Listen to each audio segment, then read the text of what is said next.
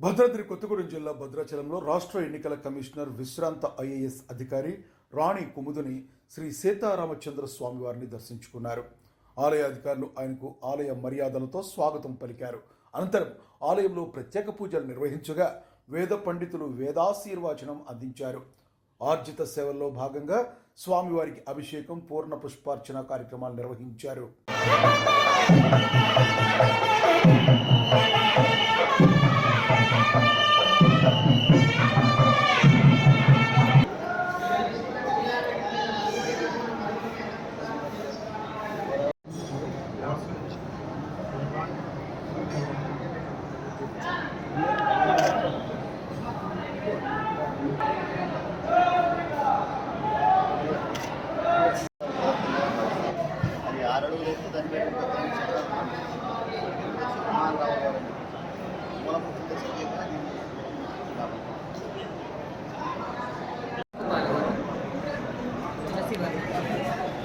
Rani Kumudini Deepti Mrinali